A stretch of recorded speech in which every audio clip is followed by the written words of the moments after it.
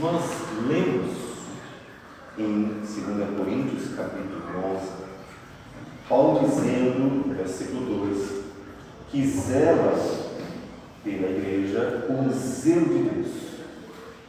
Porque o propósito dele era prepará-los para serem apresentados como virgem pura a um só esposo, que é Cristo.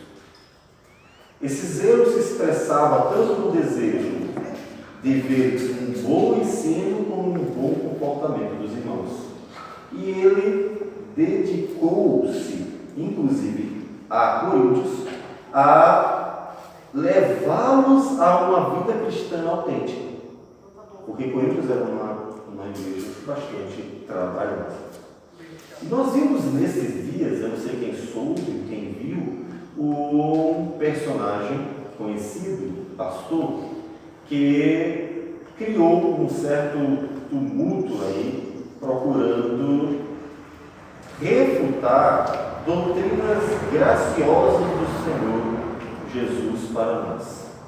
E mesmo que ele não tenha conseguido refutar qualquer porção desta doutrina, consideramos importante dar aos irmãos um pouco mais de alicerce a respeito dessa doutrina graciosa, que é a doutrina da eleição, que conforta o coração e ao mesmo tempo engrandece o nome do Senhor como o único Deus que de fato é autônomo e livre para fazer o que bem quer e entende.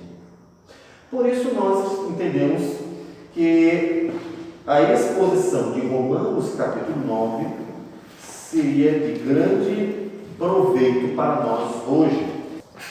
Nós vamos fazer a leitura de todo o capítulo. Diz assim a palavra do Senhor: digo a verdade em Cristo, não minto, testemunhando comigo no Espírito Santo a minha própria consciência. Tenho grande tristeza e incessante dor no coração, porque eu mesmo desejaria ser anátema, separado de Cristo, por amor de meus irmãos, meus compatriotas, segundo a carne. São israelitas, pertence-lhes a adoção e também a glória, as alianças, a legislação, o culto e as promessas. Deles são os patriarcas, e também deles descende o Cristo, segundo a carne, o qual é sobre todos Deus bendito para todos sempre. Amém. E não pensemos que a palavra de Deus haja falhado, porque nem todos os de Israel são de fato israelitas. Nem por serem descendentes de Abraão são todos seus filhos, mas em Isaque será chamada a tua descendência. Isto é, estes filhos de Deus não são propriamente os da carne, mas devem ser considerados como descendência os filhos da promessa, porque a palavra da promessa é esta: por esse tempo virei e Sara terá um filho. E não ela somente, mas também Rebeca, ao conceber de um só, Isaque, nosso pai. E ainda não eram gêmeos nascidos, nem tinham praticado o bem ou o mal, para que o propósito de Deus quanto à eleição prevalecesse, não por obras, mas por aquele que chama. Já fora dito a ela: o mais velho será servo do mais moço. Como está escrito: amei Jacó, porém me aborreci de Esaú. Que diremos, pois? Há injustiça da parte de Deus? De modo nenhum. Pois ele diz a Moisés: terei misericórdia de quem me aprouver ter misericórdia, e compadecer-me-ei de quem me aprouver ter compaixão. Assim, pois, não depende de quem quer ou de quem corre, mas de usar Deus a sua misericórdia. Porque a Escritura diz a Faraó: para isto mesmo te levantei, para mostrar em ti o meu poder, e para que o meu nome seja anunciado por toda a terra. Logo, tem ele misericórdia de quem quer, e também endurece a quem lhe apraz. Tu, porém, me dirás: De que se queixa ele ainda? Pois quem jamais resistiu à sua vontade? Quem és tu, ó homem, para discutires com Deus? Porventura pode o objeto perguntar a quem o fez: por que me fizeste assim? Ou não tem o oleiro direito sobre a massa, para do mesmo barro fazer um vaso para a honra e outro para a desonra? Que diremos, pois, se Deus, querendo mostrar a sua ira e dar a conhecer o seu poder, suportou com muita longanimidade os vasos de ira preparados para a perdição, a fim de que também desse a conhecer as riquezas da sua glória em vasos de misericórdia, que para a glória preparou de antemão, os quais somos nós, a quem também chamou não só dentre os judeus, mas também dentre os gentios?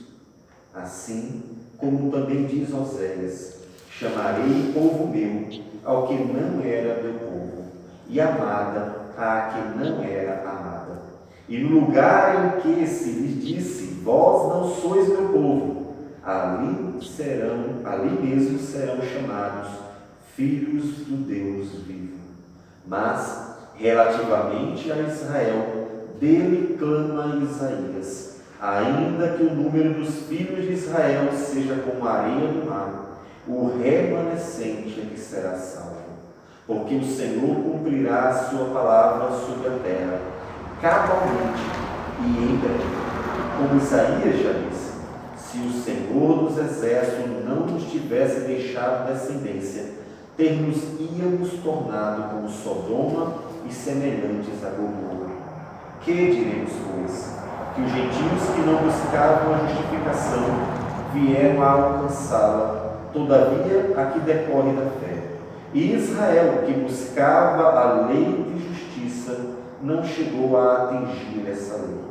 Por quê? Porque não decorreu da fé, e sim como que das obras. Tropeçaram na pedra de tropeço, como está escrito: eis que põe em Sião uma pedra de tropeço e rocha de escândalo, e aquele que nela crê não será confundido.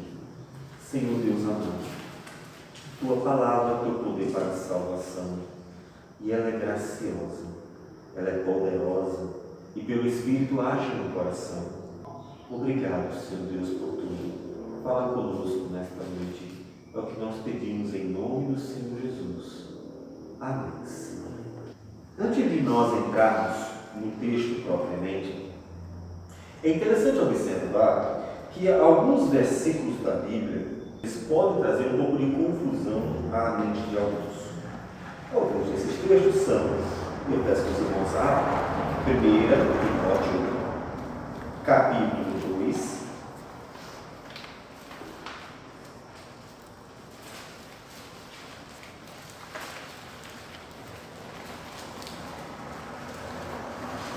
versículo 4 a 6, que diz: o qual deseja, falando de Deus, que todos os homens sejam salvos e cheguem ao pleno conhecimento da verdade. Porquanto há um só Deus e um só mediador entre Deus e os homens, Cristo Jesus, homem, o qual a si mesmo se deu em resgate por todos, testemunho que se deve prestar em tempos oportunos. E no capítulo 4 desta mesma carta, versículo 10, Paulo diz: ora, é para esse fim que labutamos e nos esforçamos sobremodo, porquanto temos posto a nossa esperança no Deus vivo, Salvador de todos os homens, especialmente dos fiéis. Podemos citar ainda Tito, capítulo 2, versículo 11,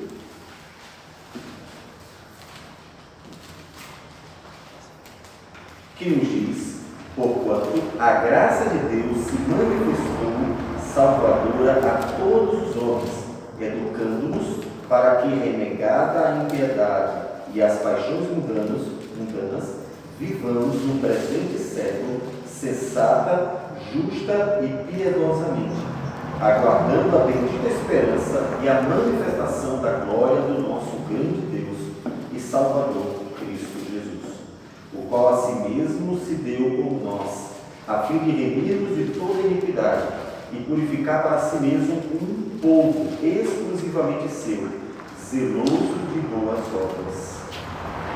No capítulo 3, versículo 4, ainda diz Paulo nesta carta: quando, porém, se manifestou a benignidade de Deus, o nosso Salvador, e o seu amor para com todos, não por obras de justiça praticadas por nós, mas segundo sua misericórdia, ele nos salvou mediante o lavar regenerador e renovador do Espírito Santo.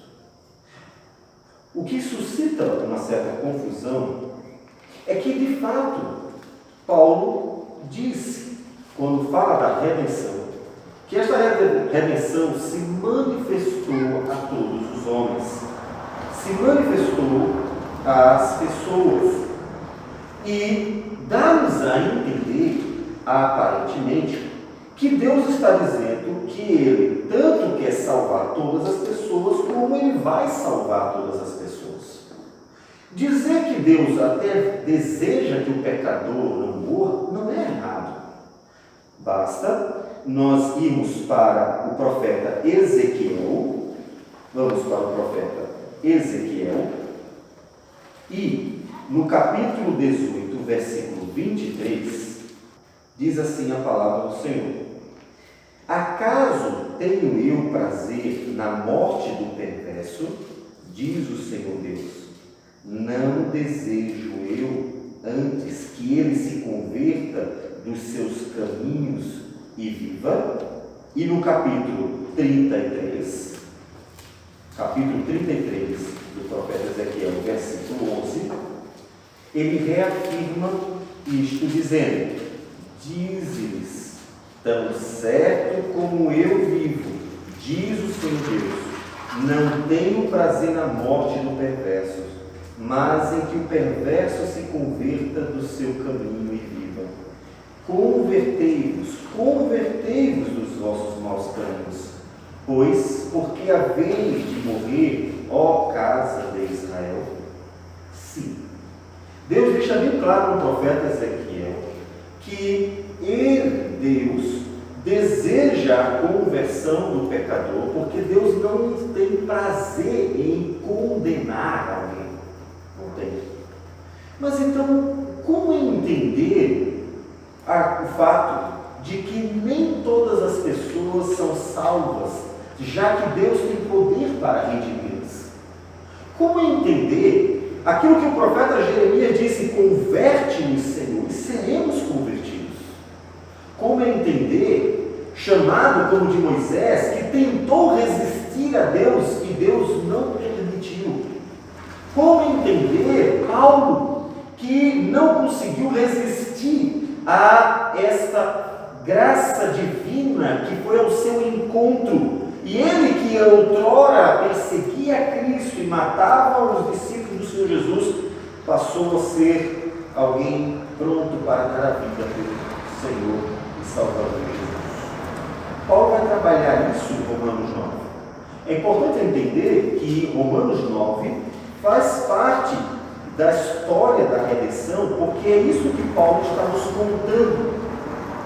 E ele entra num momento importante, que é a respeito do povo de Israel. Por que o povo de Israel rejeitou Jesus? Por que o povo de Israel negou a Cristo?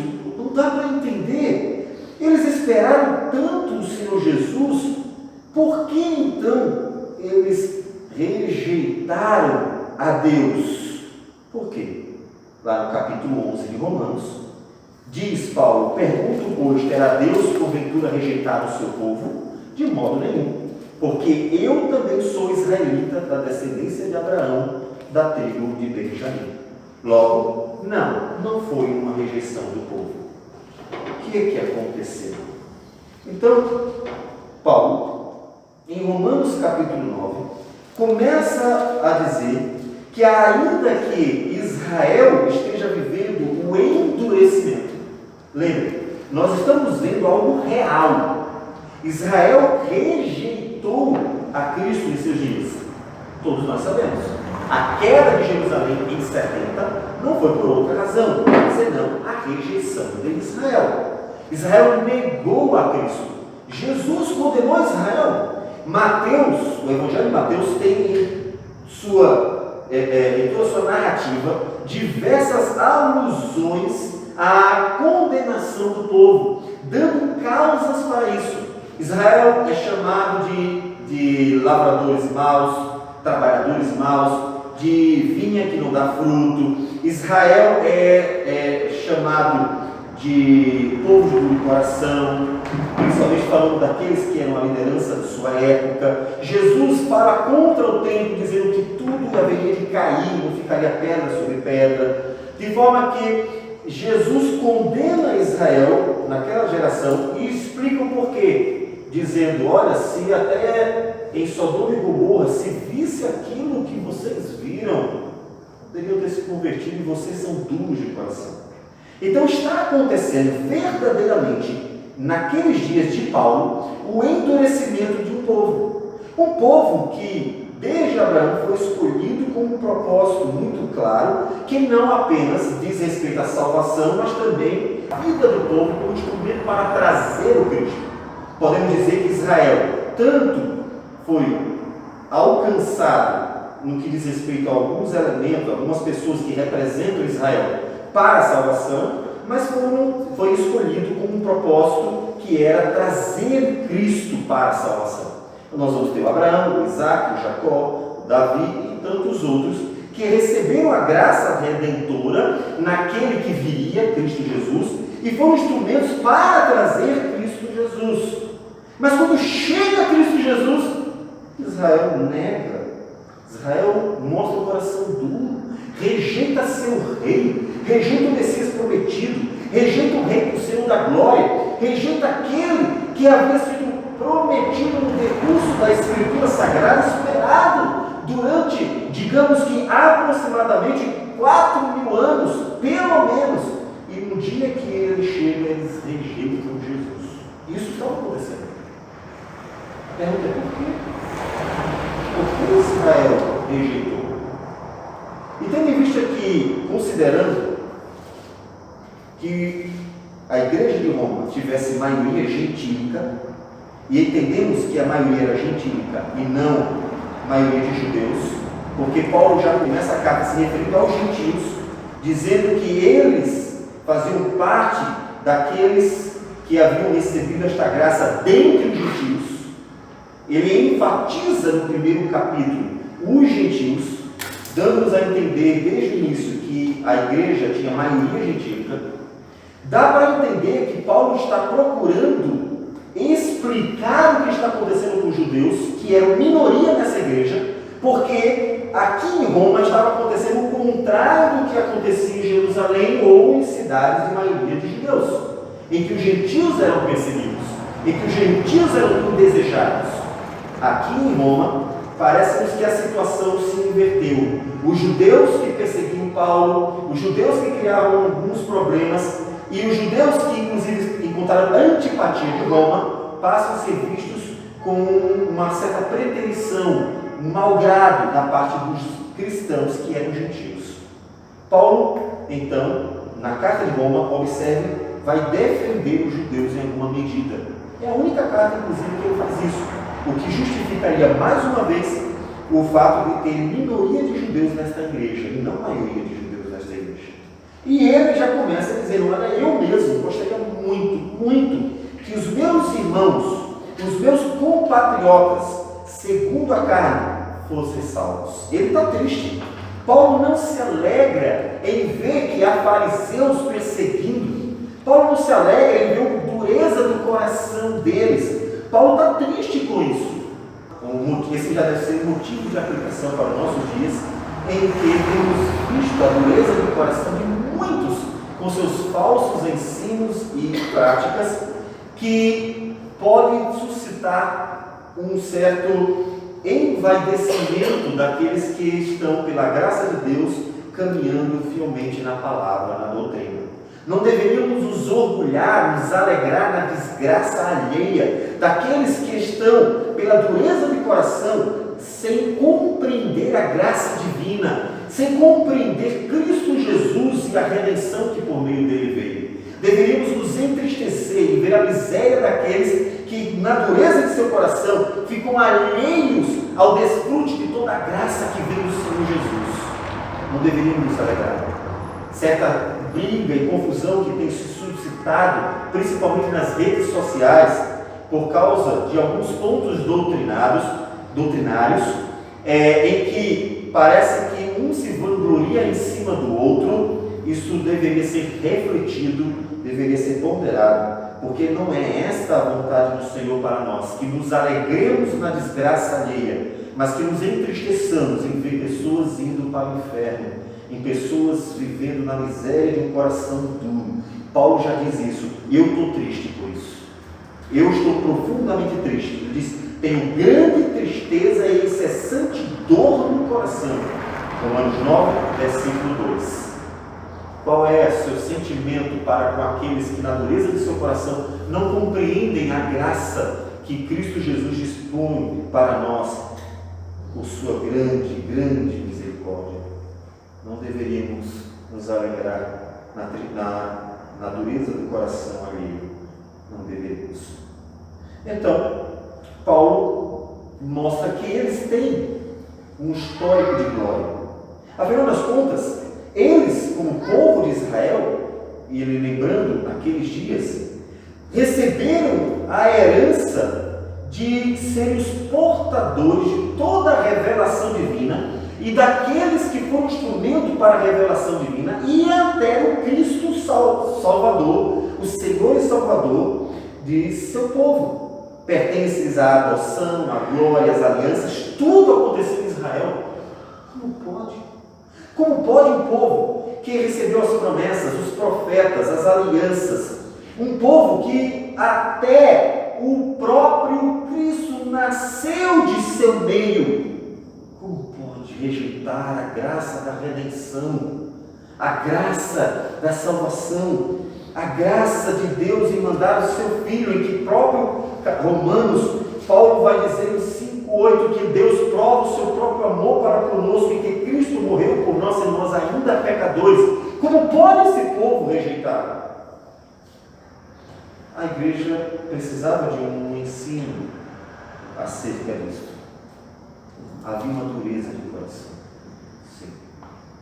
Os judeus daqueles dias, em grande medida, não todos, como disse Paulo é judeu, os demais apóstolos eram judeus, e uma boa parte das pessoas, lembrando daquelas 3.000 pessoas que se converteram no início, fora os 500 que anteriormente foram também testemunhas da ressurreição de Jesus, lembrando daqueles 120 que se reuniram em oração quando ocorreu o Pentecostes, e os muitos outros que foram se convertendo, e Atos dos Apóstolos nos revela, eram judeus. Então havia muitos judeus que se converteram, se tornaram cristãos, mas nem todos e não a maioria. Boa parte deles manteve um coração duro, muito duro. O que foi que aconteceu? Ele diz, versículo 6, não pensemos que a palavra de Deus haja falhado, porque nem todos de Israel são de fato israelitas. Por que ele considera isso? Deus falhou nas suas promessas. Deus prometeu para Abraão salvação, Deus prometeu para Isaac, para Jacó, Deus prometeu para Israel a salvação e Deus falhou. Será que é isso que deveríamos pensar? Salmo de número 14, versículo 7, nos diz: tomara de Sião viesse já a salvação de Israel. Quando o Senhor restaurar a sorte do seu povo, então exultará Jacó e Israel se alegrará. Ou seja, tomara que o Salvador Cristo venha logo para salvar o seu povo. Mas diante de tal anseio do salmista, Deus falhou em salvar o seu povo? Havia um anseio pela salvação de Israel, e quando o Salvador veio, então Deus falhou, Deus não conseguiu cumprir a sua promessa. Será que Deus não conseguiu cumprir a promessa de salvar Israel, porque o povo ele não quis crer. Isaías 45, versículo 17, nos diz assim o profeta: Israel, porém, será salvo pelo Senhor, com salvação eterna. Não sereis envergonhados, nem confundidos em toda a eternidade. Deus tinha dado promessa. O que foi que houve? Será que Deus desistiu daquilo que havia prometido? Também podemos mencionar Jeremias 23, versículo de número 6, quando o profeta Jeremias diz: nos seus dias Judá será salvo, e Israel habitará seguro. Será este o seu nome, com o que será chamado: Senhor, Justiça, Nossa. A redenção veio, o Cristo, Justiça Nossa, veio, mas Israel não veio. O que aconteceu? Paulo precisa explicar para uma igreja que deve saber olhar para aquele povo de coração duro da forma correta. Ele diz: não, Deus não falhou. Romanos ainda, agora 9, versículo 7. Ele diz: porque nem por serem descendentes de Abraão são todos os seus filhos, mas em Isaque será chamada a sua descendência. Ou seja, o que Deus quis dizer, que não são os da carne que são os verdadeiros filhos da promessa, mas são aqueles que creem. Aqueles que creem são os filhos da promessa. Paulo então está respondendo o primeiro problema, é que a promessa não falhou, porque Deus não estava chamando à salvação um povo descendente de Abraão segundo a carne, mas chamando o seu povo de Israel o povo da promessa, porque foi esta promessa dada a Abraão, que lhe daria um filho, e esse filho seria o filho da promessa. Lembre-se que Abraão teve dois filhos, o da carne e o da promessa, o da escrava Agar e o da promessa com Sara, porque o da promessa veio por um milagre divino, tendo em vista que não era possível Sara ter filhos. A graça de Deus foi quem possibilitou o nascimento de Isaac. Somente o milagre de Deus pôde trazer à luz a Isaac. Então, Paulo aplica isso ao povo que crê, dizendo: são os da promessa, que são os verdadeiros israelitas. São eles. Ao olhar para Israel naqueles dias, e ainda podemos dizer nossos dias, tendo visto que o povo mantém a dureza de seu coração em grande medida, ao olhar para eles deveriam lembrar que Deus não falhou. Na verdade, Deus cumpriu cabalmente a sua promessa, Ele está cumprindo e haverá de cumprir totalmente a sua promessa por meio daqueles que creem. São estes os filhos da promessa. O que Deus queria trazer para si não era um povo da carne, mas um povo da promessa. Deus queria formar o povo a partir de filhos da promessa. E os filhos da promessa são aqueles que creem no Senhor. Então, no capítulo, no versículo número 11, Paulo se aprofunda um pouco mais.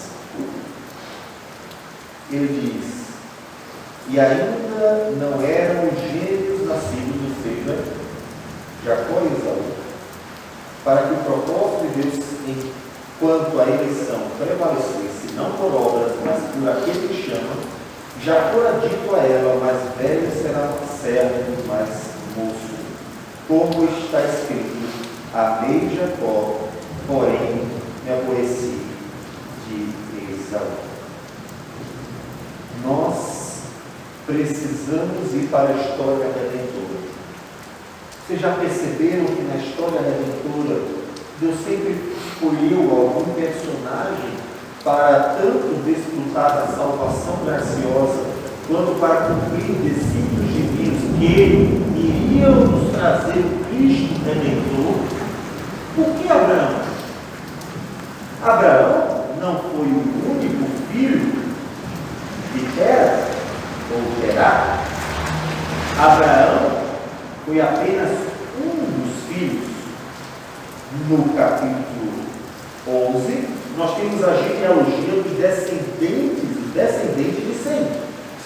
Nessa genealogia, nós encontramos um personagem escolhido de muitos filhos. Ele não eram filhos únicos. Viveu Reú 32 anos, gerou a Serug, só gerou Serug, mais nada. Não teve mais filhos. Não é verdade? Diz o texto, e depois que gerou a Serug, viveu Reú 207 anos, gerou filhos e filhas. Esse personagem que eu escolhi a Augusto representa muito bem o que aconteceu com todos eles. Dentre os descendentes de Sem, todos, Deus escolheu um único personagem de cada geração para nele colocar o seu nome. E então nós conhecemos o nome deles. Não sabemos o nome de mais nenhum deles. Apenas aqueles que Deus escolheu. Então, Tera gerou Abraão a Naó e Arã. 3 filhos. Abraão, Naó e Arã. E desses 3 filhos, Deus quis escolher Abraão. Tera gerou Abraão, Naó e Arã. E desses 3 filhos, Deus escolheu Abraão. Paulo está nos lembrando que na história redentora, Deus sempre quis escolher um personagem e não outros. E não era porque esse personagem era especial. Alguns podem pensar que Deus escolheu Abraão porque era um homem de fé. Não é verdade? Lá em Josué, capítulo 24, nos diz a palavra do Senhor: agora, pois, temei ao Senhor e serviu com integridade e com fidelidade. Deitai fora os deuses aos quais serviram vossos pais além do Eufrates e no Egito, e servir ao Senhor. Porém, se vos parece mal servir ao Senhor, escolhi hoje a quem servais. Ele diz que os vossos pais serviam antes. E no versículo 2, e no versículo 2, Josué havia dito: então Josué disse a todo o povo: assim diz o Senhor Deus de Israel, antigamente vossos pais, Tera, pai de Abraão e de Naó, habitaram da além do Eufrates e serviram a outros deuses. Eu, porém, tomei Abraão, vosso pai, da além do rio e o fiz percorrer toda a terra de Canaã. Ou seja, quando Deus escolheu Abraão, Ele não escolheu Abraão por ser um homem que cria em Deus, mas simplesmente porque quis escolhê-lo dentre os seus irmãos, para ser aquele que daria sequência à vontade dele até a vinda do Senhor Jesus, bem como para que pudesse ser aquele que receberia a graciosa salvação que vem pela fé. Por isso Paulo está dizendo, citando Gênesis capítulo 25, quando Rebeca está com os gêmeos na barriga e eles brigam, e Deus diz: é porque são dois povos sairão destes, e o mais velho servirá ao mais novo. Deus inverteu a ordem natural, em que o primogênito não é um escolhido para dar sequência à descendência, a fim de mostrar claramente, não deixar sombras de dúvidas, que prevalecia a vontade de Deus em detrimento da vontade do homem. Porque o natural era o primogênito, vocês sabem isso. Lá com José, quando Manassés e Efraim são apresentados ao pai Jacó, diz: José, o homem de Deus, colocou o mais velho à mão direita de Jacó e o mais novo à mão esquerda. Porque esta era a prática normal. Os mais velhos, o primogênito, é quem recebia a sucessão, é quem recebia a maior porção, ou que a gente chama de porção dobrada. A Escritura chamará assim, para falar a respeito da sucessão de uma família que vai seguir a partir do primogênito com o seu nome, preservando sua identidade familiar. Ele inverte propositadamente. Ele faz com que o Jacó, que é o mais novo, se torne senhor do seu irmão Esaú, que era o mais velho. Para quê?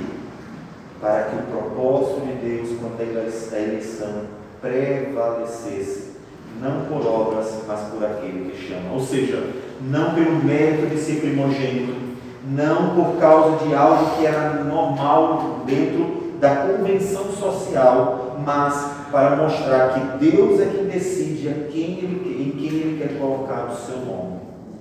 Então, Ele escolhe Jacó. E é interessante que Ele não só escolhe Jacó, mas Ele diz: amei Jacó, porém me aborreci de Esaú. E antes deles nascer. A dureza de coração do povo de Israel já pode ser explicada aqui. Porque Jacó e Esaú são filhos do mesmo pai. Filhos de Abraão, filhos de Isaac. Mesma descendência. E naqueles dias, quando Paulo escreve aos Romanos, nós encontramos dentro de Israel alguns que creram como Jacó e alguns que mantiveram o coração duro como Esaú. E aqui está então esclarecida desde já a razão pela qual Israel estava dividido entre os que criam e os que não criam.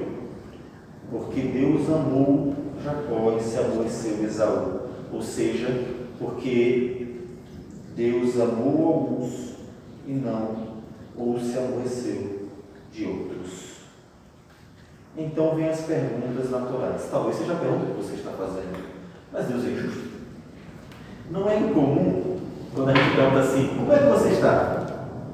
Alguns vão dizer: tudo bem. Outros vão dizer: melhor do que eu mereço.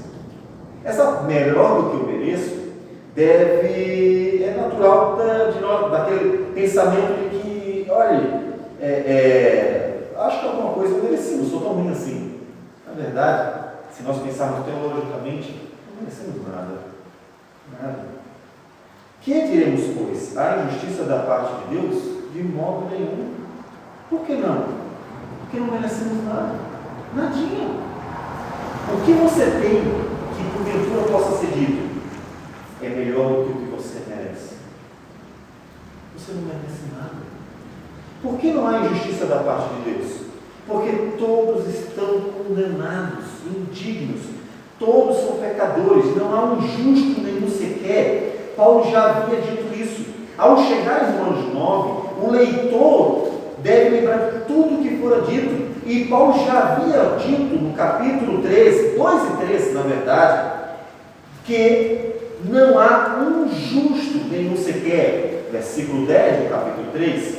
Não há quem entenda, não há quem busque a Deus, todos se extraviaram, há uma se fizeram inúteis, não há quem faça o bem, não há nenhum sequer. A garganta deles é sepulcro aberto, com a língua algo de engano, veneno de víbora está nos seus lábios, a boca eles a têm cheia de maldição e de amargura, são os seus pés velozes para derramar sangue, nos seus caminhos há destruição e miséria, desconhece o caminho da paz, não há temor de Deus diante dos seus olhos. Esta é a descrição que o Antigo Testamento traz acerca da natureza humana após a queda. Esta é a forma como Deus olha para o homem, como Deus olhava para nós.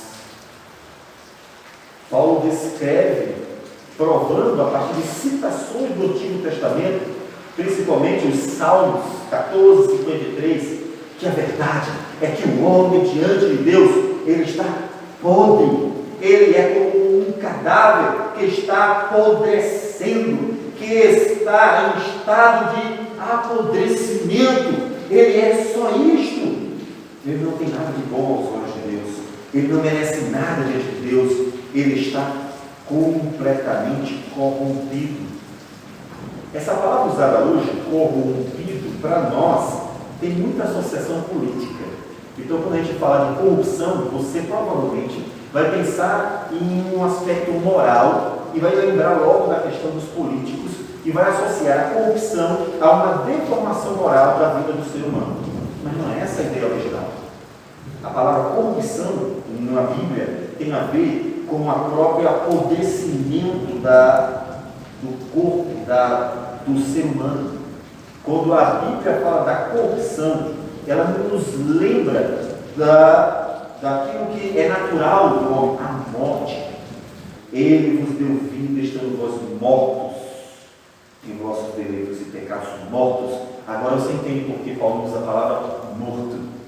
Porque corrupção na Bíblia tem muito a ver com o estado de podre do corpo que está morto. A corrupção do ser humano é aquele estado de um corpo podre que ali vai se degenerando aos pouquinhos até sobrar nada. É esse o estado. Onde é que nós encontramos uma visão bem clara disso? No Vale dos Ossos Secos. O profeta Ezequiel. Como é que Israel é visto diante do profeta? Um vale imenso de ossos secos. Quem era Israel aos olhos de Deus?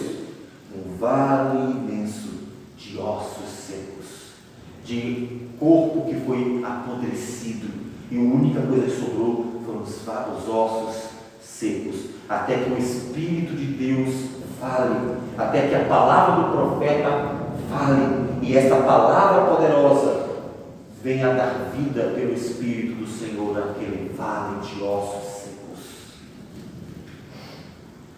Compreender qual é a ideia, a visão acerca do ser humano revelada pela Escritura é fundamental para entender o que Paulo quer dizer com a injustiça da parte de Deus. De maneira nenhuma. Aos olhos de Deus, somos apenas como um vale de ossos secos, com carne corrupta, corrompida, corruptível, que está podre e apodrecendo. É só isso. Por isso, ele diz, não há injustiça da parte de Deus. Injustiça é quando nós não damos a alguém aquilo que essa pessoa merece. Concorda? Eu negocio com você alguma coisa, uma cadeira dessa, você faz a cadeira, e então, no momento de acertar as contas, eu não pago a você aquilo que eu devia, porque foi aquilo que foi combinado.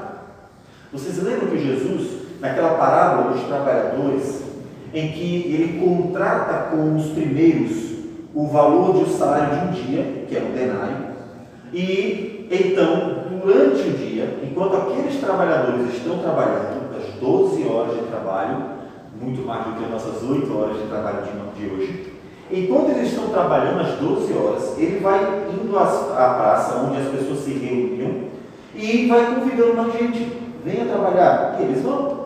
E eles vão em horários diferentes, mas ele não acerta salário com eles. No final, ele começa a pagar o mesmo denário a partir dos últimos, que inclusive trabalharam 1 hora só. E então vai até os primeiros.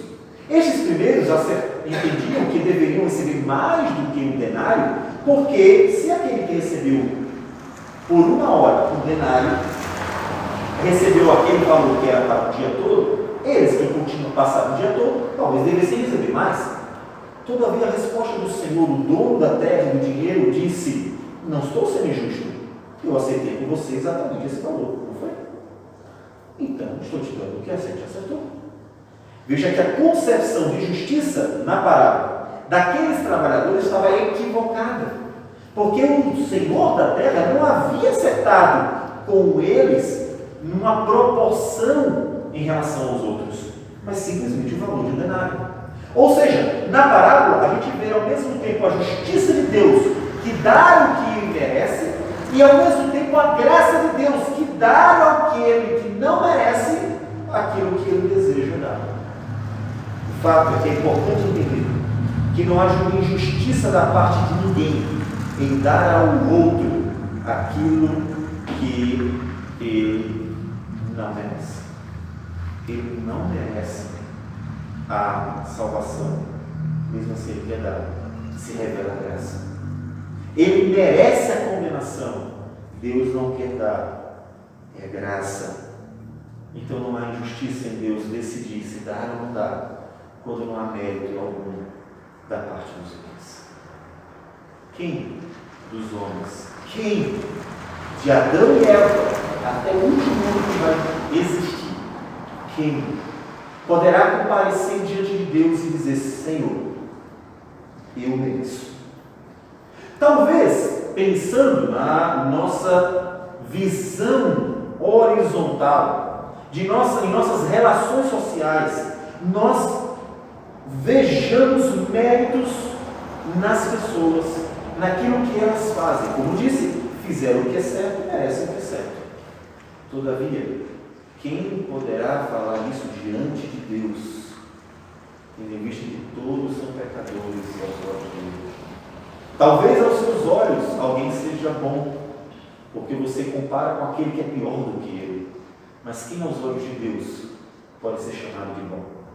Lembram quando um jovem rico chega para Jesus, um judeu, e então diz: bom mestre, que farei para herdar a vida eterna?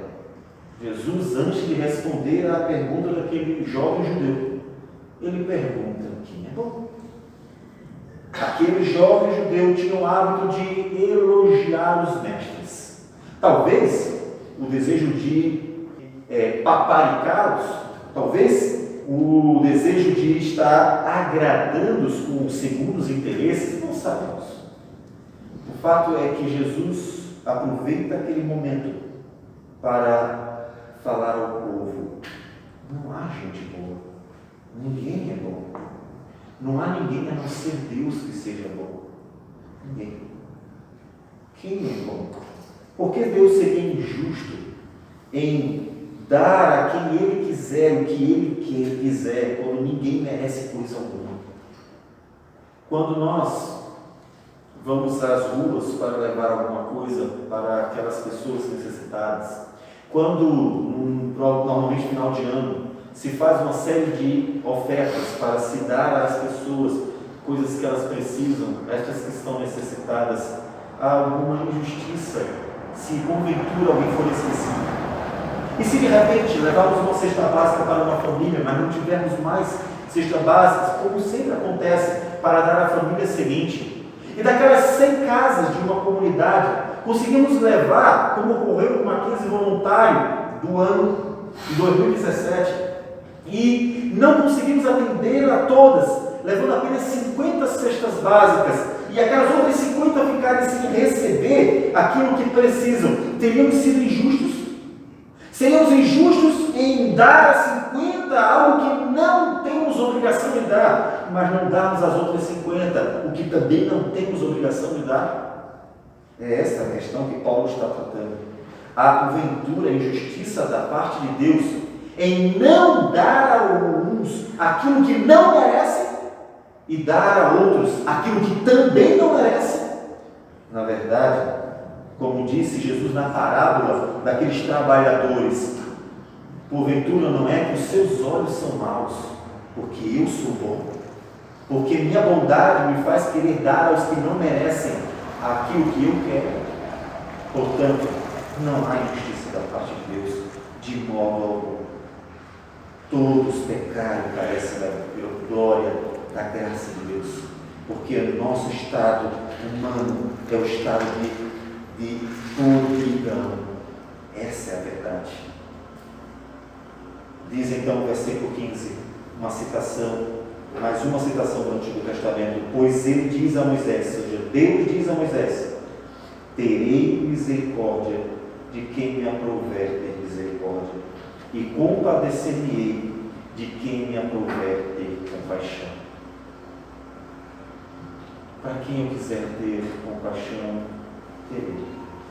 Nenhum deles merece tal compaixão. Nenhum deles. Nenhum deles. Assim, pois, não depende de quem quer nem de quem pode, mas de usar Deus a sua misericórdia. Por isso, graça. Meus amados, e que graça! Observem desde já que, ao conhecer o nosso estado de miséria, nós devemos ficar perplexos, né? Nós devemos ficar perturbados ao perceber a realidade em que nos encontramos. Quando nós nos vemos no nosso estado de miséria, nós vemos que, de fato, não merecemos nada diante de Deus. Tudo depende dele.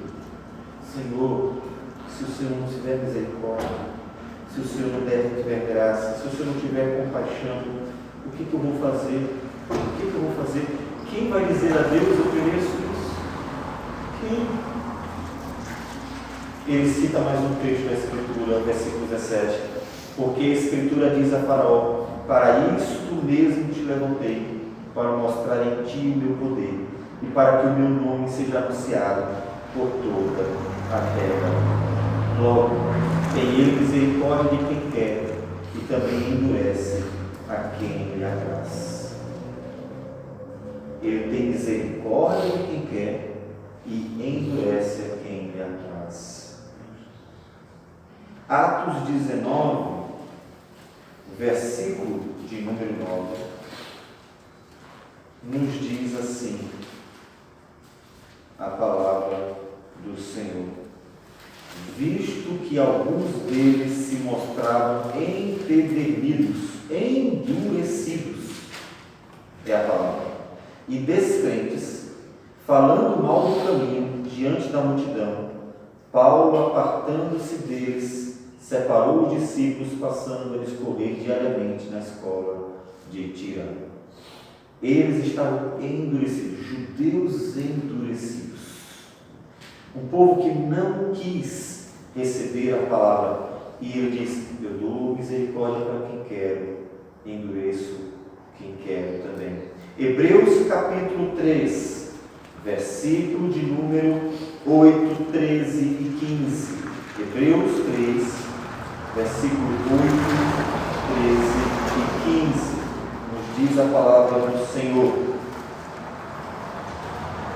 não endureçais o vosso coração, como foi na provocação, no dia da tentação no deserto, onde vossos pais me tentaram, pondo-me à prova, e viram as minhas obras por 40 anos. Versículo 13 ele diz: pelo contrário, exortai-vos mutuamente, cada dia, durante o tempo que se chama hoje, a fim de que nenhum de vós seja endurecido pelo engano do pecado. Endurecido pelo engano do pecado, porque nos temos tornado participantes de Cristo, se de fato guardarmos firmemente até o fim a confiança que desde o princípio tivemos, enquanto se diz: hoje, se ouvires a sua voz, não endureçais o vosso coração, como foi na provocação. É o mesmo termo usado. Paulo diz: eu tenho misericórdia de quem quero, aquela misericórdia que dura para sempre. Mas ele também diz: mas eu endureço a quem quero, de quem quer também endurece. Ele endurece quem lhe apraz. A dureza do coração daqueles judeus, a dureza do coração deles, porque todos são assim, como um corpo em apodrecimento, como um corpo podre, é assim o homem. Portanto, ele tem misericórdia de quem quer e deixa na dureza do coração a quem deseja, ou endurece a quem deseja. Vamos compreender que o endurecer o coração não seja fazer duro aquilo que está querendo, está disposto a receber a Cristo. Porque o próprio Paulo já disse: não há quem busque o bem. Deveríamos entender então que o que ele endurece a quem quer como o deixar que a dureza do coração permaneça no seu coração. Porque é isso que, no final das contas, é o homem. É interessante a gente ver isso em Faraó, porque lá em Êxodo diz que ora Faraó endureceu, ele diz ora Deus endureceu. É interessante que ele tenha esse trocadilho. Ora ele diz, foi Deus que endureceu o coração de Faraó, ora ele diz que Faraó endureceu o seu coração. De forma que, na verdade, o coração de Faraó era duro. E Deus o deixou daquele jeito, o manteve daquele jeito. Ele não deixou duro o que não era duro. Ele deixou que continuasse duro o que já era por natureza duro. Porque o coração do homem é duro por natureza. E Deus quer que seja assim para com alguns, mesmo que ele não tenha nenhum prazer nisso. E esse ponto é fundamental. Deus não tem prazer nisso. Ele vai explicar melhor isso, seguir um pouco adiante. Tem um personagem que deixa isso muito claro. Um personagem que eu entendo que deveria ser estudado melhor quando nós estamos analisando este caráter da redenção, a eleição. Judas.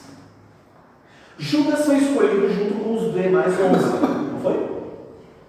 Judas foi escolhido com os 11, e Jesus disse que desde o início sabia quem ele era. Judas fez milagres, porque ele diz o texto que eles iam de 2 em 2, curando, profetizando, ou seja, pregando a palavra e levando então o evangelho do reino. E não diz que Judas não estava fazendo isso.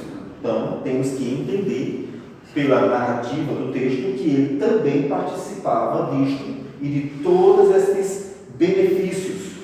Essa é então, entendo eu, a explicação para o capítulo 6 de Hebreus, quando Hebreus diz que pessoas foram iluminadas e provaram o dom celestial e tornaram-se participantes do Espírito Santo, provaram a boa palavra de Deus e os poderes do mundo vindouro. E se elas caírem, é impossível renová-las. Alguns vão dizer, foram salvos e perderam a salvação. Não!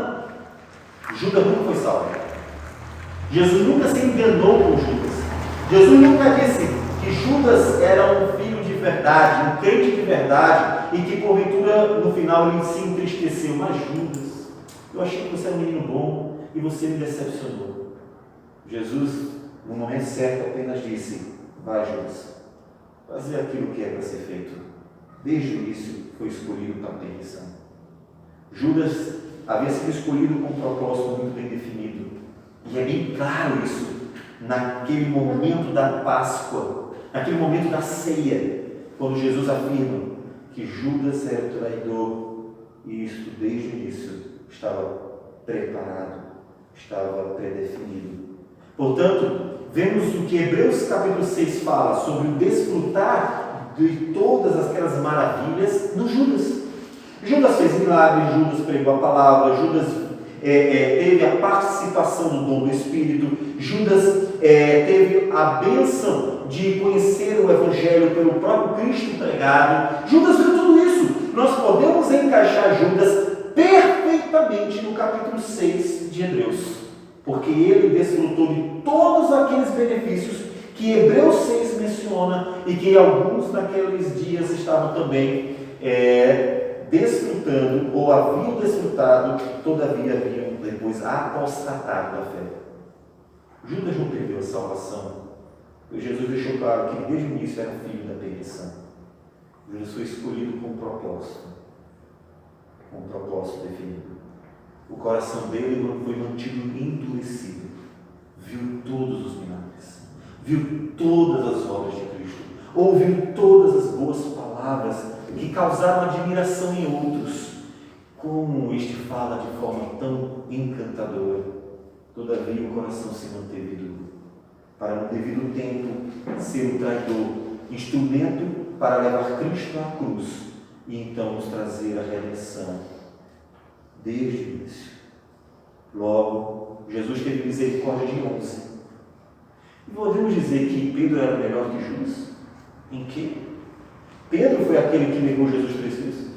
Pedro foi aquele que naufragou quando a sua fé se mostrou esvair, quando estava andando por sobre as águas. Pedro foi quem afobadamente falou besteira e foi repreendido por Jesus, arreda Satanás. Em que Pedro era melhor que Judas? Em quê? Em nada. Mas Pedro recebeu a misericórdia de Jesus, que perdoou ele ter negado, perdoou ele ter falado besteira, perdoou a falta de fé dele, perdoou tudo que Pedro fez de errado. Mas Judas, que cometeu alguns erros que a Escritura nos revela, pois ele de vez em quando tirava dinheiro da bolsa, não um pecado pior do que o de Pedro, que negou Jesus 3 vezes, mas que também cometeu seus erros, teve o seu coração endurecido. E na dureza de seu coração, em vez de se entregar ao Senhor, tendo recebido a graça dele, foi até os líderes para entregar Cristo à crucificação. E Deus deu misericórdia a 11 homens, pecadores, tanto quanto Judas. A 11 homens que não sabiam nem mesmo o que haveria de acontecer a respeito da redenção, que não compreendiam a redenção, que não tinham fé para isto, como Pedro mesmo provou, mas receberam misericórdia, perdão, graça. E aquele homem teve seu coração endurecido para cumprir um propósito divino. Podemos dizer que Deus se agradou disso? Não. Podemos dizer que Deus teve prazer nisso? Não. Pois Deus disse que não tem prazer na morte do pecador. Mas para que se cumprisse a vontade de Deus, então foi necessário que isto acontecesse. Em versículo 19, voltando ao Romanos 9, nos diz a palavra do Senhor: tu, porém, dirás. Mais uma pergunta a ser tirada, a dúvida. De que se queixa ele ainda? Pois quem jamais resistiu à sua vontade? Quem resistiu à sua vontade? Como pode o homem achar que a graça de Deus é irresistível, quando Paulo diz claramente: quem jamais resistiu à sua vontade? Querendo Deus salvar, ele não pode. Querendo Deus operar, ele não consegue. Querendo Deus agir, alguém pode impedir. Por que o texto do profeta é tão citado? Agindo Deus, quem impedirá? Para se falar de coisas do dia a dia da vida, quando alguém aflito ou com problemas, desafios no trabalho, lembra deste texto e recobra ânimo. Agindo Deus, quem impedirá? Mas ao aplicar a redenção, o texto parece que é esquecido completamente. Paulo nos lembra: quem jamais resistiu à sua vontade? Quem pode resistir ao querer de Deus? Quem poderia frustrar os planos de Deus? Ninguém. Paulo experimentou bem isso. E podemos dizer que o autor então da carta sabe muito bem o que está falando por experiência própria.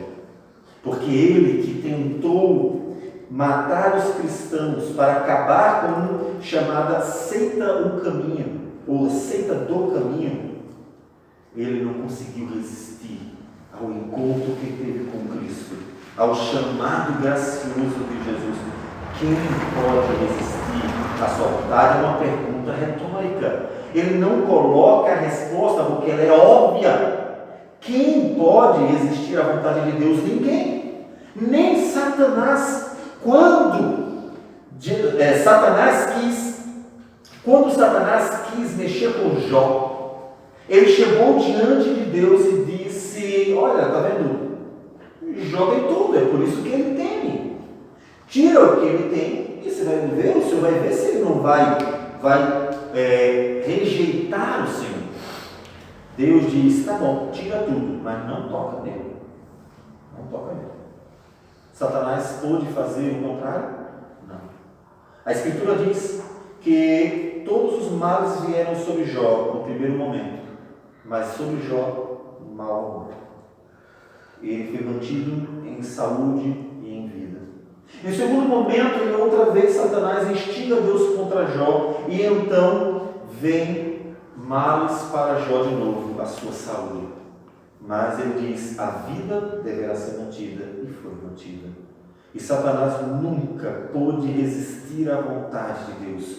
Nunca pôde fazer o contrário daquilo que Deus estava concedendo. Porque ninguém pode resistir à vontade de Deus. Porque Ele é Deus. Agindo Deus, quem impedirá o homem? Querendo Deus, quem impedirá o homem? E isso deveria ser conforto para nós, uma vez que nós conhecemos o amor de Deus para conosco, em que Deus mostrou seu amor em Cristo, e sabendo que ninguém pode resistir à vontade de Deus, isso conforta o nosso coração, sabendo que nada vai fugir da vontade dele, do controle dele, e isso faz com que nós, nos dias difíceis, nos dias maus, encontremos alento, e na nossa evangelização, confiança, sabendo que de todos aqueles que vão ouvir a palavra, o Senhor é poderoso para salvar quem Ele quiser, por meio do operado Espírito dele, que age graciosamente. Quem jamais resistiu à vontade de Deus? Quem? Ninguém jamais resistiu à vontade de Deus. Quem és tu, homem, para discutir isso com Deus? Porventura pode o objeto perguntar a quem o fez: por que me fizeste assim? Ou não tem o oleiro direito sobre a massa, para do mesmo barro fazer um vaso para a honra e outro para a desonra? Deus não tem esse poder, esse direito? Porventura, sendo o Senhor de toda a criação, não pode fazer isto? Que diremos, pois, se Deus, querendo mostrar a sua ira e dar a conhecer o seu poder, suportou com muita longanimidade os vasos de ira preparados para a perdição? E aqui chega aquele ponto: Deus nunca teve prazer na morte do ímpio. Ele nos diz isso. Mas para glorificar o nome dele, a ira dele, a justiça dele, o poder dele, ele suportou estes vasos de perdição. Deus não tem prazer na morte do ímpio, não deveríamos nós também, mas Deus suporta para engrandecer o nome dele, que estes vasos de perdição permaneçam. Deus nunca teve prazer na miséria que este mundo se encontra, mas Deus suporta até que se cumpra cabalmente toda a sua vontade para o louvor da glória dele. Portanto, é verdade que Deus não quer a morte do pecador, como dizem vários textos da Escritura, mas Deus suporta para que o nome dele seja glorificado, porque o nome dele importa que seja glorificado. Deus suporta. Então, nós entendemos porque Deus se manifesta ao mesmo tempo o que, digamos, seu coração expressa como, entre aspas, sentimento pelos pecadores, como Deus se expressa nesse antropopatismo, ou seja, nessa forma de falar usando sentimentos humanos. Deus mostra esse sentimento para com os pecadores e, ao mesmo tempo, não é isso que acontece para com todos os pecadores. Porque se ninguém pode resistir à vontade de Deus, Deus é poderoso para salvar todas as pessoas, sim. O Evangelho é suficiente para salvar todas as pessoas, sim. Cristo é suficiente para salvar todas as pessoas, sim. O Espírito de Deus é poderoso para salvar todas as pessoas, sim. A palavra de Deus é poderosa para salvar todas as pessoas, sim, sim, e ninguém pode resistir, mas para que Deus seja glorificado na manifestação da sua ira e do seu poder, da sua justiça e da sua santidade, Deus suporta aqueles que Ele mantém endurecidos, para que Deus seja engrandecido no dia do juízo nestas pessoas. Paulo diz: nós somos o bom aroma de Cristo, quer de morte para os que não creem, quer de vida para os que creem. Ou seja, aos que recebem misericórdia porque Deus quis, ou aos que mantêm o coração endurecido também porque Deus quis, para manifestar a sua glória. Deus deve ser glorificado. Mais do que tudo que nós desejamos da parte de Deus, importa que Deus seja glorificado. Esse é o propósito da criação. Quando você olha para um prédio muito bem arquitetado, o que você diz? Que obra maravilhosa, que obra belíssima. É assim? Quando você vê um gol muito bem feito, o que você diz? Que gol! Que gol! Os meninos vibram com o gol daquele. Ou seja, as obras dos homens glorificam os homens. Não é verdade? As obras de Deus foram feitas para glorificar a Deus. Este é o propósito delas. O propósito das obras de Deus nunca foi outro a não ser glorificar a Deus. E é por isso que Deus age assim. Endurece a quem quer e tem misericórdia para com quem não quer. Em nós, ele vai dizer, versículo 23, a fim de que também desse a conhecer as riquezas da sua glória, em vasos de misericórdia, que para a glória preparou de antemão, os quais somos nós, a quem também chamou, não só dentre os judeus, mas também dentre os gentios.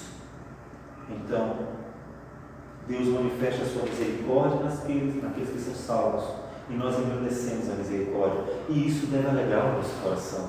Isso deveria confortar o nosso coração, alegrar o nosso coração e nos colocar temor também, porque nós temos uma visão completa, porque Deus nos deu, que ao mesmo tempo a dureza de coração de alguns manifestará o poder e a ira divina, mas na misericórdia de Deus encontramos a sua graça manifesta a nós. Nós deveríamos ao mesmo tempo que nos alegrar em Deus, temê-lo por ver que isso tudo dependeu dele.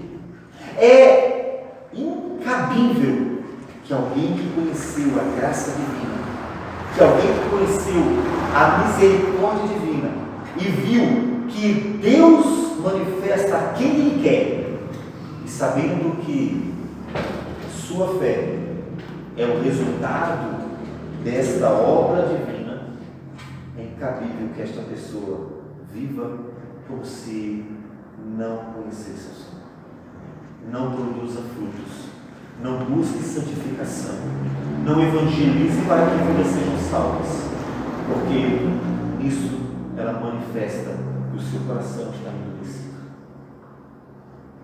porque Deus o chamou à santificação. E é isso que Paulo vai dizer sobre este assunto, ainda que em um contexto um pouco diferente, em uma linguagem um pouco diferente, mas é isto que Paulo vai dizer em Efésios, capítulo de número 1, quando no versículo 4 ele diz: assim como nos escolheu nele, em Cristo, antes da fundação do mundo, para sermos santos e irrepreensíveis perante Ele. Deus chamou aos que não eram povo dele para ser povo dele, para viverem para a glória dele. São esses que serão salvos. Portanto, o conhecimento da graça divina deveria dar a você também um sentimento de gratidão. Você tem um sentimento de gratidão? Ou você não tem a noção de quem você é? Ou você não tem noção da miséria em que você se encontrava? Ou você não tem noção do poder divino e da liberdade divina para escolher quem Ele quer, salvando quem Ele quer e endurecendo a quem Ele quer? Não tem noção disso? Ah, meu amado irmão, ser alvo da graça divina e conhecer aquilo que nos alcançou deveria gerar em você imensa, tremenda, grandiosa gratidão. Porque tudo que nós podemos expressar para com Deus é isto. Não temos nada para dar para Deus. Nada. Disse Davi: que darei ao Senhor? Que darei ao Senhor por todos os benefícios para comigo? Beberei o cálice da salvação. A única coisa que podemos fazer é desfrutar da salvação, glorificando o nome dele. Por isso, nós deveríamos, diante de tamanho texto, termos um sentimento pleno de gratidão. Porque fomos chamados de povo dele, versículo 25, e não éramos. Fomos chamados de filhos de Deus, e não éramos. Recebemos misericórdia, porque Ele quis, e não tínhamos direito disso. Fomos feitos vasos de misericórdia para a glória dele, e não tínhamos nenhuma razão para isso. Não havia nenhuma razão para isto. Deveríamos ter, no mínimo, uma expressão tamanha de gratidão, que a nossa vida fosse entregue a Ele por completa. Por isso que Israel foi criticado por Jesus diversas vezes, porque sendo o povo que viu toda a manifestação da graça e a misericórdia de Deus, não produziu fruto algum que mostrasse o conhecimento desta graça e misericórdia. Pergunto para você, que frutos Deus, que graciosamente nos concedeu a salvação, tem recebido de você, no seu trabalho, usado para manifestar a glória de Deus em todas as oportunidades que Deus mesmo dá para você, em suas relações com os amigos e vizinhos, parentes, entre outros, para que eles possam receber um testemunho do seu desfrutar da graça e da misericórdia de Deus. Quais os frutos que Deus tem recebido de você? Estaria você vivendo como um vaso de misericórdia que Deus preparou para a glória dele? Ou estaria vivendo você como um vaso de ira preparado para a perdição? Basta analisar a sua vida. Não para que você se desespere diante de pecados cometidos, mas para que você se arrependa diante deles. Não para que você viva perturbado com medo do inferno, mas para que você viva se desfrutando a alegria da salvação, tendo prazer em dar frutos para o Deus da salvação. Pois diz Paulo em Efésios 2:10, somos feitura dele, criados em Cristo Jesus para boas obras, as quais Deus de antemão preparou para que andássemos nelas. Então, o que estava acontecendo com Israel? Versículo 27 de Romanos 9. Mas, relativamente a Israel, dele clama Isaías, ainda que o número dos filhos de Israel seja como a areia do mar, o remanescente ele será salvo. Deus estava cumprindo sua vontade naquela geração. A uns manteve duros de coração e a outros manifestou a sua misericórdia. Não sabemos se foram ou não salvos, mas vocês sabem que quando Paulo estava indo para Damasco com carta para prender os cristãos, ele não estava sozinho, não é verdade? Todavia, quantas pessoas ouviram o que Paulo ouviu? Quantas pessoas foram chamadas do jeito que Paulo foi chamado? Só ele. E todos eles que estavam indo como uma caravana para cumprir o propósito de perseguir e maltratar cristãos, apenas um foi chamado. Por que Jesus, que apareceu para todos eles, não chamou igualmente os demais para a redenção? Por que ele manifestou a sua voz graciosa e poderosa, chamando à salvação, além do ministério? Por que ele fez isso apenas com Paulo e não fez com os demais? Não sabemos o que aconteceu com eles, mas sabemos que apenas Paulo ouviu a voz de Cristo, que ecoou poderosa ao seu coração, irresistível, e o conduziu à redenção em Cristo Jesus, além do apostolado que decorre dela. Deus manifestava em Israel sua misericórdia e sua ira, em vasos preparados tanto para um quanto para vasos preparados para outro. Porque Deus quer assim cumprir a sua palavra. Deus quer assim cumprir a sua palavra. Mas o homem merece alguma coisa? Não. Versículo 29, Isaías diz: se o Senhor dos Exércitos não nos tivesse deixado descendência, ter-nos-íamos tornado como Sodoma e semelhantes a Gomorra. O que Paulo está dizendo? Não se admirem disso, irmãos. Não se admirem na dureza de coração de Israel, ao mesmo tempo em que Deus dá misericórdia para alguns. Não se admirem de que todo Israel não seja salvo. Porque se Deus não tivesse tido misericórdia de alguns, todos teriam sido condenados. Se Deus não tivesse tido misericórdia de alguns dos judeus, toda aquela geração teria sido condenada, como disse o profeta Isaías. Paulo está mostrando outra vez que ele não é injusto de modo algum em não salvar todos, mas apenas alguns. Porque se Deus não manifestasse a misericórdia para estes alguns, também eles seriam condenados como os demais. Porque todos são duros de coração e sua alma é como um cadáver em apodrecimento. Que diremos, pois? Ele termina. Os gentios que não buscaram a justificação terminaram alcançando. E os judeus que queriam ser justos aos olhos de Deus, como os fariseus, que queriam mostrar algum tipo de justiça diante de Deus, como se pudessem merecer de Deus alguma coisa, que queriam ser bons aos olhos de Deus, como se pudessem exigir alguma coisa, foram endurecidos e então condenados, tendo tropeçado naquele que foi posto para a redenção de todo o que crê. E assim Deus glorifica o seu nome na misericórdia e na justiça, naqueles que são salvos, naqueles que se perdem. O que devemos fazer diante de tamanho conhecimento?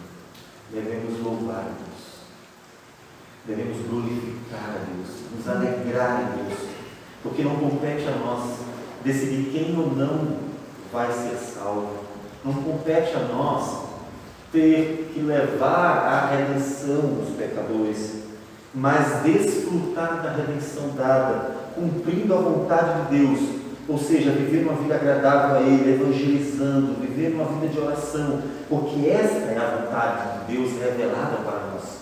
Então se alegre, porque numa casa de adoção de crianças, há muitas crianças necessitadas, mas nem todas elas são escolhidas por uma família que quer dar amor a uma criança. Numa casa cheia de crianças, todas elas precisam de uma família, mas apenas alguns recebem esta graça. E quando uma família vai até esta casa, apenas uma vai ser escolhida para ser amada.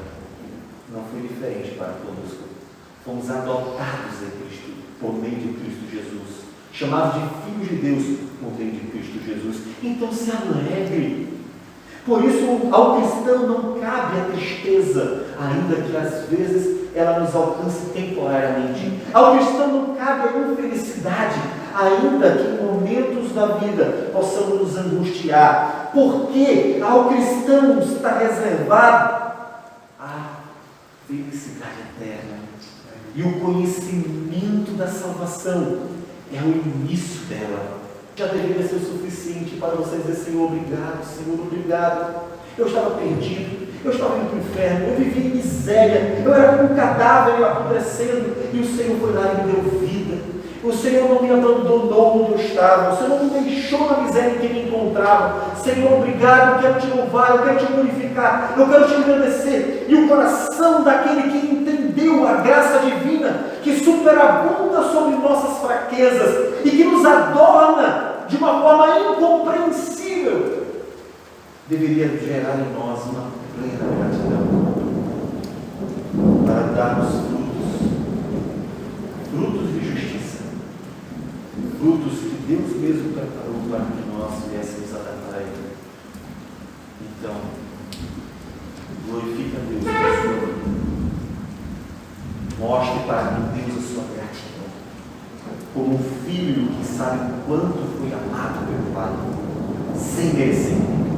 Como um servo que sabe o quanto foi amado pelo seu Senhor, sem merecer. Como alguém que foi abençoado com toda sorte de bênção espiritual nas regiões celestiais em Cristo, sem merecer. Mostre a sua gratidão para com Deus, para que a sua vida seja uma expressão de louvor ao Senhor, para que o seu dia a dia seja uma expressão de gratidão ao Senhor, porque é o que nos cabe. Não temos o que dar a Deus, mas o que somos devemos entregar nas mãos dele, como uma expressão de plena gratidão de alguém que sabe o tamanho da bênção recebida. Então glorifique ao Senhor com a vida. É assim então que o cristão deveria estar abundante, como disse inclusive na evangelização, sabendo que Deus é eficaz e irresistível em sua graça para salvar todos quantos Ele deseja. Compete a nós pregar. Não vou trazer o texto, mas apenas lembrá-lo que logo em seguida, no capítulo 10, Paulo faz exatamente alusão à necessidade da evangelização. Ele acabou de falar da eleição, de que Deus dá misericórdia para quem quer e endurece a quem quer. E agora vai falar de evangelização. Parece o oposto? Não. Nada mais seguro para o cristão, na hora de levar o Evangelho, do que saber que a graça de Deus é irresistível. E saber que eu não estou perdendo meu tempo em pregar a palavra. Em saber que não estamos jogando palavras ao vento. Em saber que não somos inúteis na obra do Senhor. Antes que Ele cumprirá a sua vontade plenamente. Que é apenas que nós façamos a vontade dele. Pregue a palavra. Fala de Cristo. Porque foi esse o meio escolhido por Deus, pelo qual os homens serão salvos. Deus quis isso. Então apenas para mim. Sabendo que é Deus a tocar nos corações segundo a sua vontade. E enquanto isso, se alegra no Senhor.